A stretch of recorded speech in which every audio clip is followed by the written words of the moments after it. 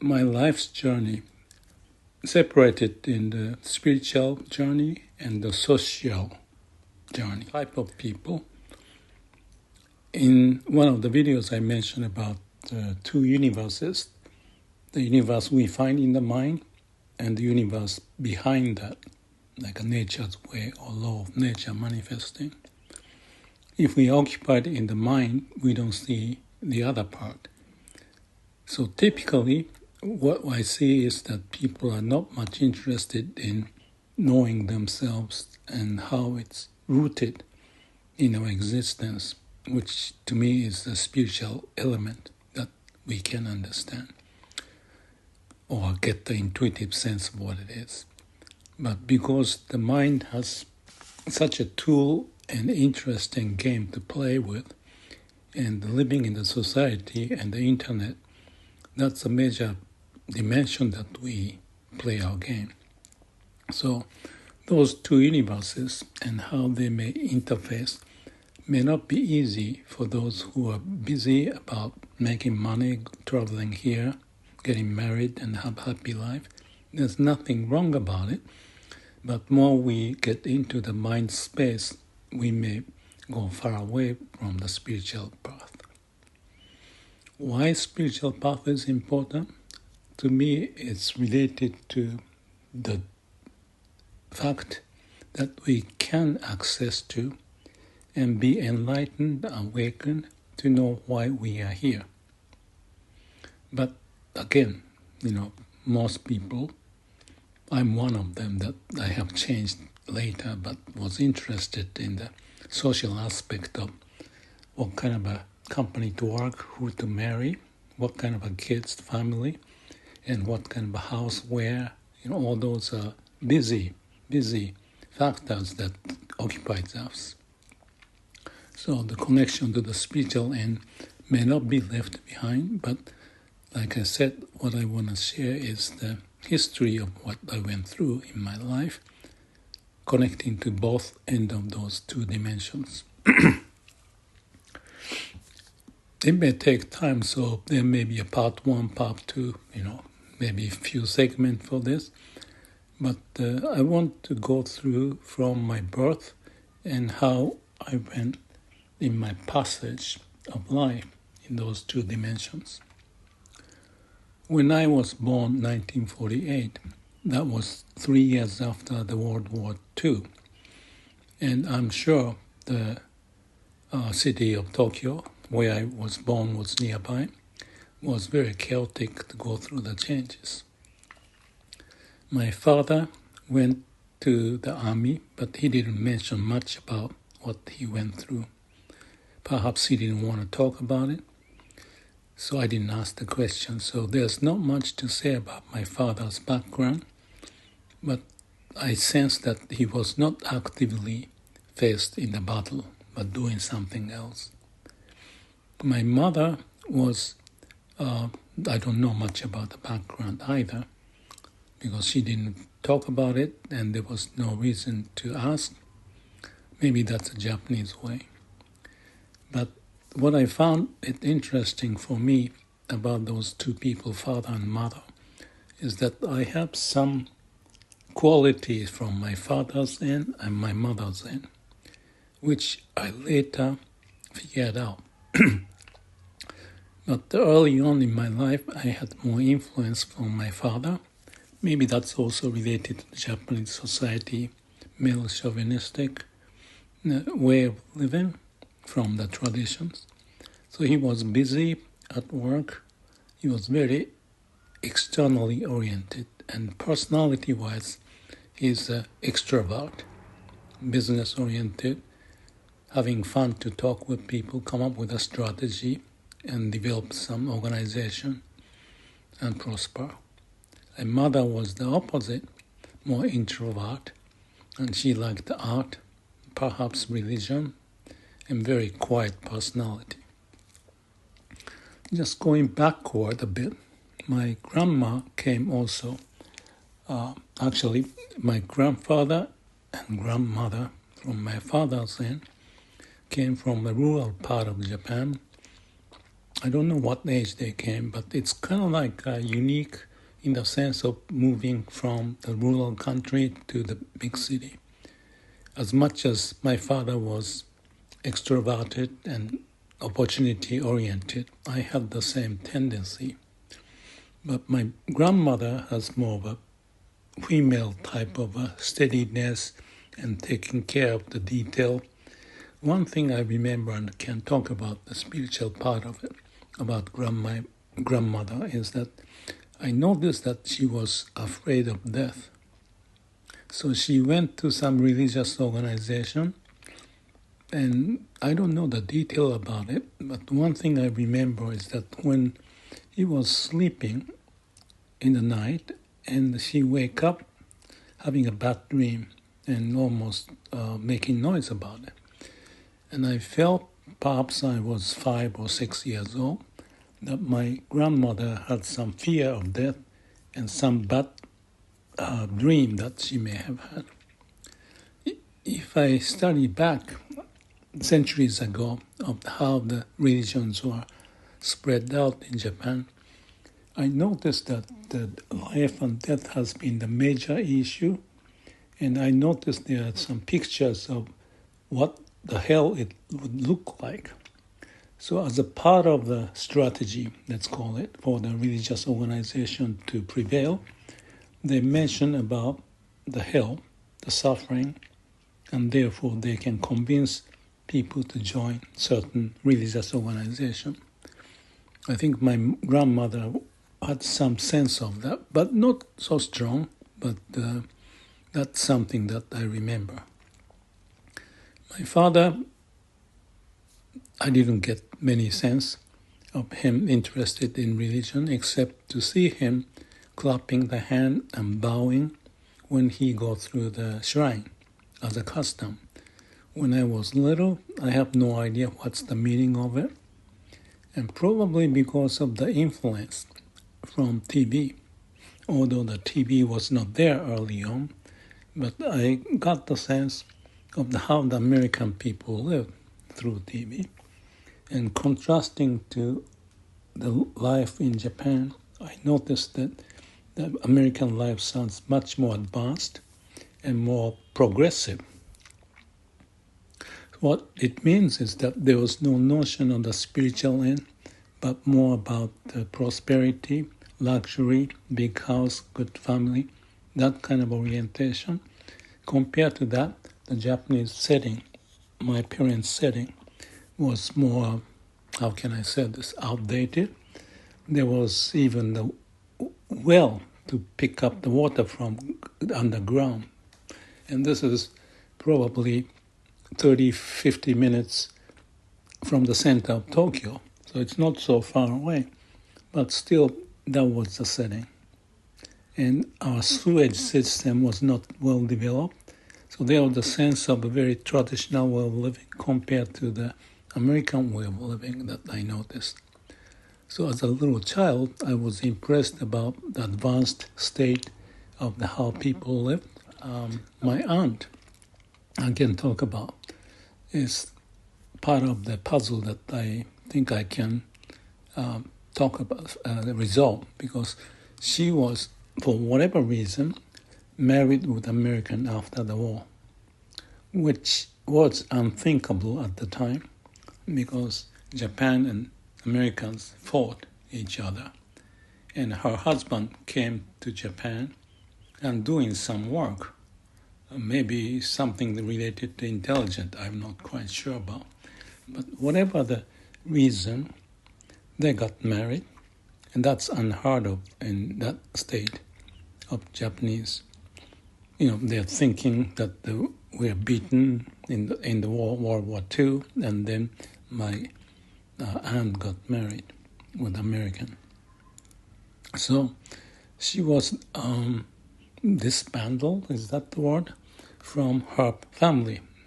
Her father and mother didn't want to talk with this husband, so she was disbanded from the family, but still living in the American military base with the husband.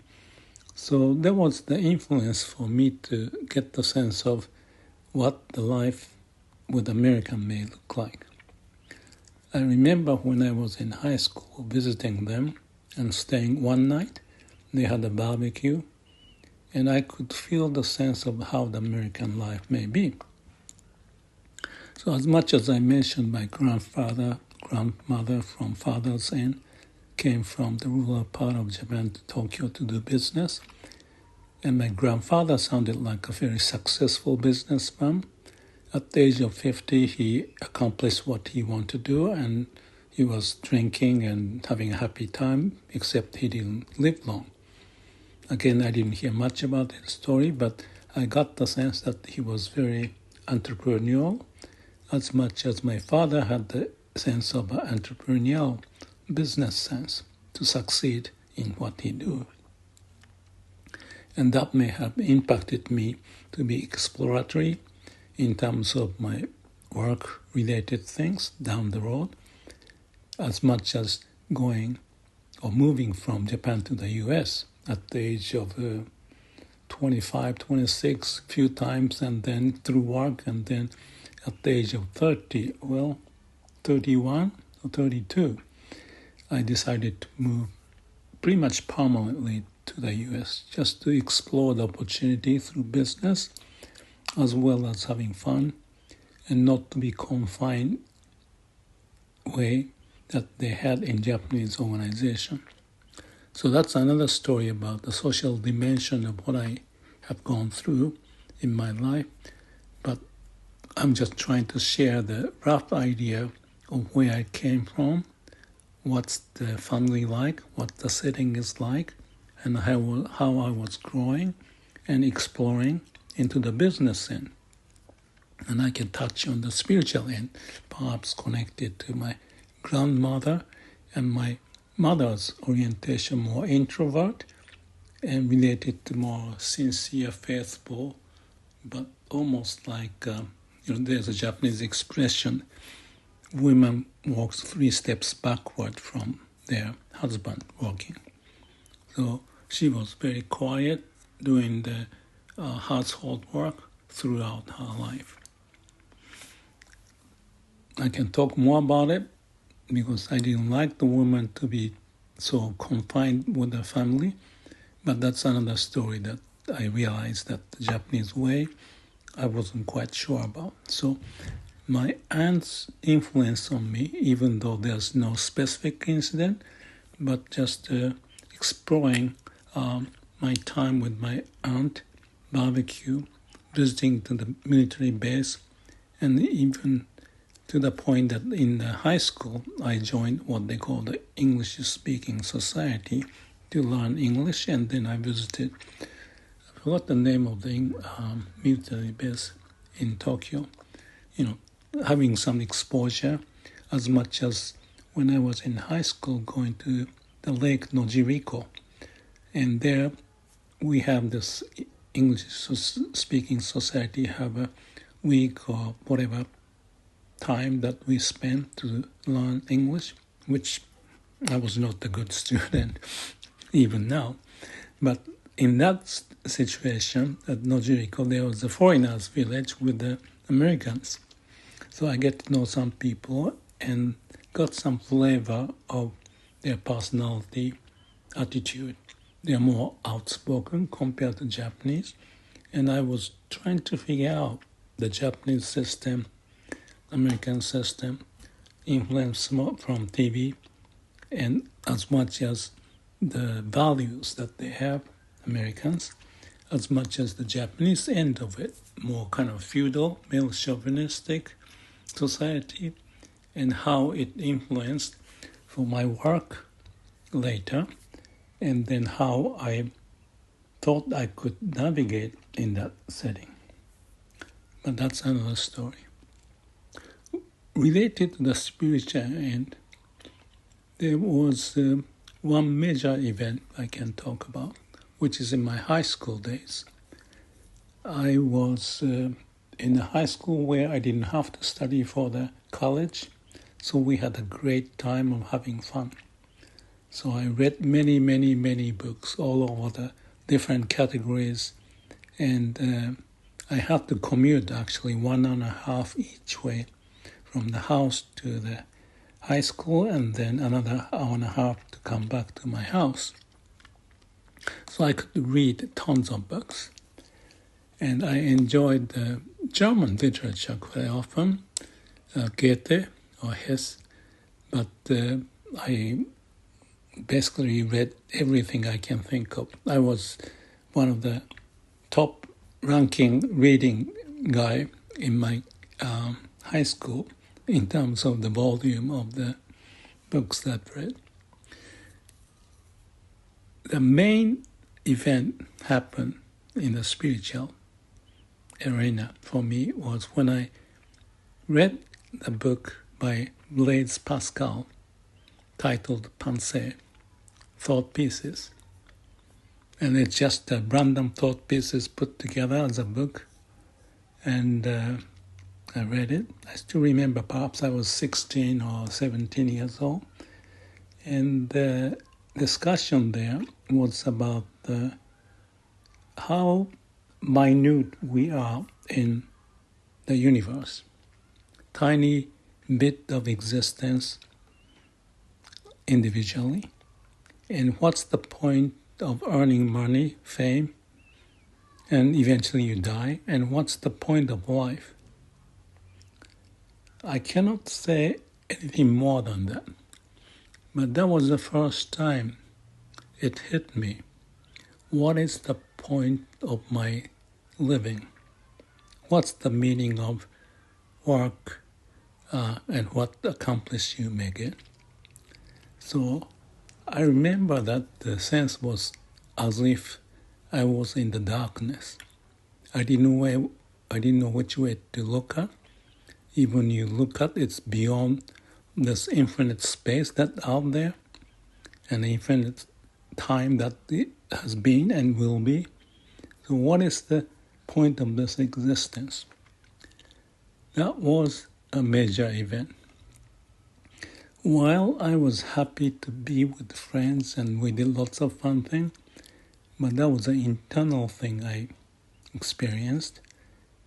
And we did have some different groups that in this class, and lots of wonderful people. I appreciated to meet them.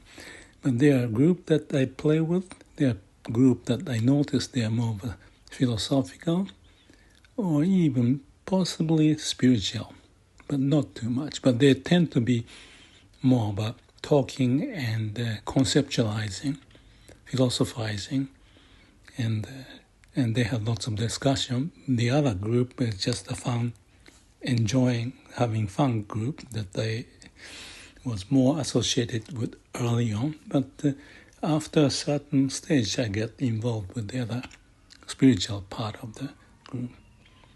One thing I remember was my exchanging diary with one of my good friends.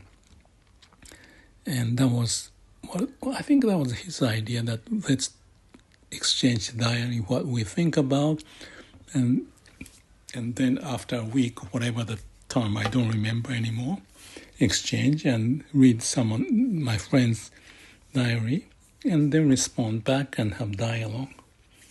So he was initiating the idea of exchanging the philosophical or religious issues related to Pascal and Goethe or Hesse or all those Nietzsche and mainly Western philosophers. I think he was interested. And I was told by this small group that I was more experience-oriented than the thoughtful, direction of what we should do.